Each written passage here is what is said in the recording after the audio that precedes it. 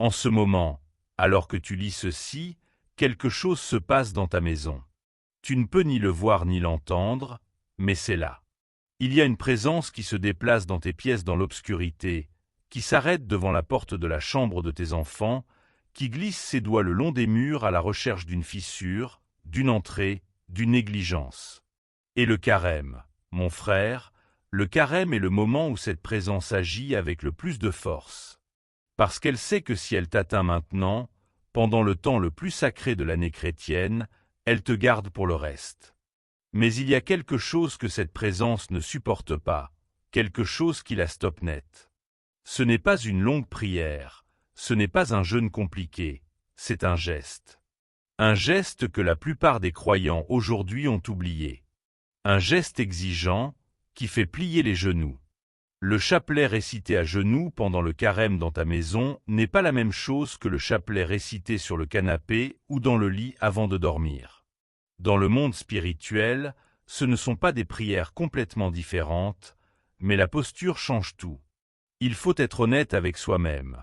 Quand as-tu prié le chapelet à genoux pour la dernière fois? Avec le froid du sol sur tes genoux, le poids de ton corps fatigué soutenu par la foi et non par le dossier du canapé? Quand as-tu ressenti cette petite douleur et l'as-tu offerte? Si tu dois réfléchir longtemps avant de répondre, ce message est pour toi.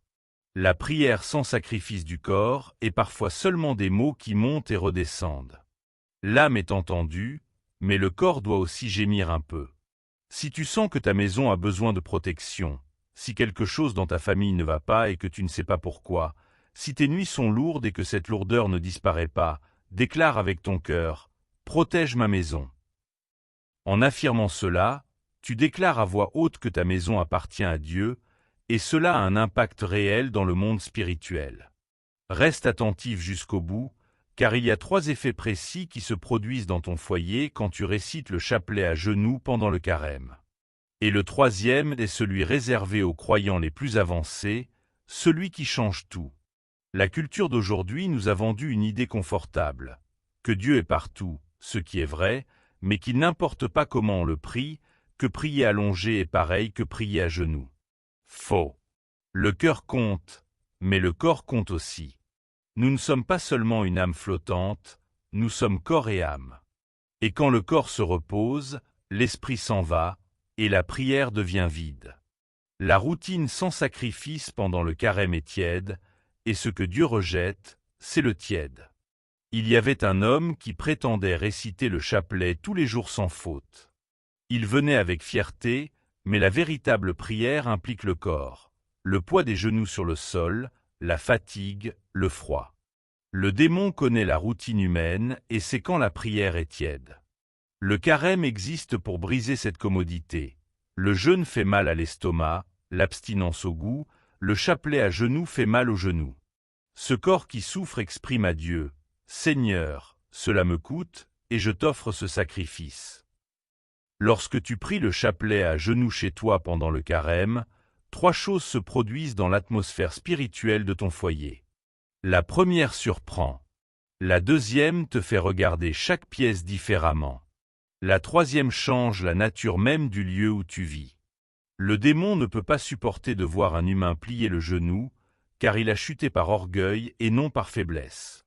Chaque fois que tu t'agenouilles malgré la fatigue, le froid et la douleur, tu fais exactement ce que le démon a refusé éternellement. Ce n'est pas un détail, c'est une déclaration de guerre. Chaque Ave Maria récité à genoux est un coup direct à l'orgueil du mal. Le corps fatigué qui s'agenouille dit « Seigneur, sans toi je ne suis rien ». Ce geste humble purifie le lieu, transforme l'atmosphère pièce par pièce, Ave Maria après Ave Maria. Ce n'est pas magique, c'est une pénitence. Le chapelet devient une muraille, une protection contre ce qui traîne dans l'air et affecte les habitants sans qu'ils s'en rendent compte. Enfin, le plus grand effet, quand tu t'agenouilles avec foi, la Vierge Marie se rapproche réellement. Elle n'est pas seulement une métaphore ou un sentiment, elle est présente comme une mère qui entend le cri de son enfant dans l'obscurité et se lève. Avec elle, les saints et les anges entrent dans ta maison pour protéger et purifier ton foyer. Ton toit, ton salon, tes chambres peuvent devenir un sanctuaire, non pas par les objets ou la décoration, mais parce que quelqu'un dans cette maison a plié le genou, offrant son corps pour accompagner son âme. Le sol de ta maison devient le fondement de quelque chose de plus élevé. Les familles qui priaient le chapelet à genoux montraient quelque chose de visible sur leur visage. Ce n'était pas une joie facile, mais une paix profonde. La paix de ceux qui ont des problèmes, mais savent qu'ils ne sont pas seuls, qu'il y a quelqu'un à la porte qui ne laissera rien entrer sans permission.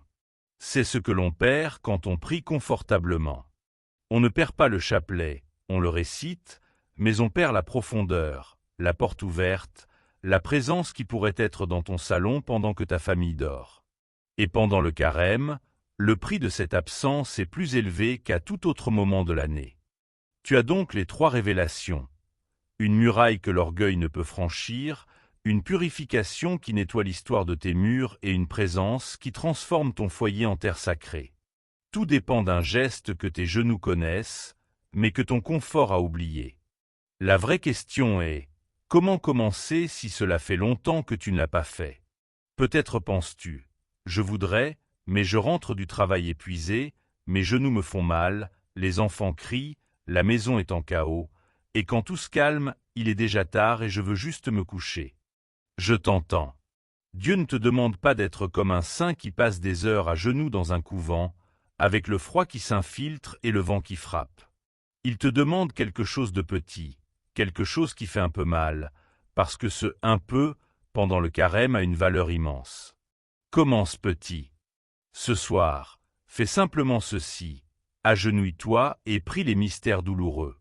5 moments où le Christ a souffert et où tu te joins à sa souffrance avec ton corps, depuis le sol de ton salon.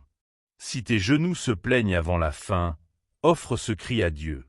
Si cela te semble encore trop, commence par 3 Ave Maria à genoux, demandant foi, espérance et charité. 3 Ave Maria suffisent déjà à faire une déclaration de guerre spirituelle. La semaine suivante, ajoute un mystère, puis un autre, pierre par pierre, nuit après nuit. Ce qui compte n'est pas la perfection du geste, mais que le geste existe.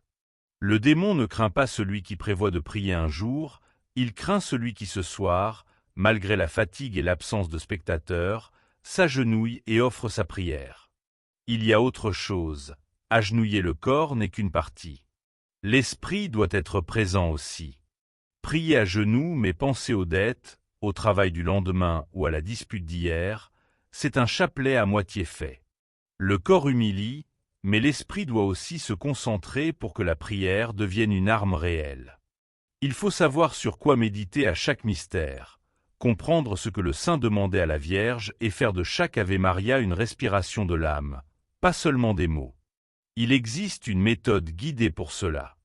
Une pratique sur 30 jours permet de méditer chaque jour sur un mystère, de transformer l'atmosphère de ta maison, d'offrir protection et guérison dans les crises, la maladie, les tensions dans le couple ou avec les enfants.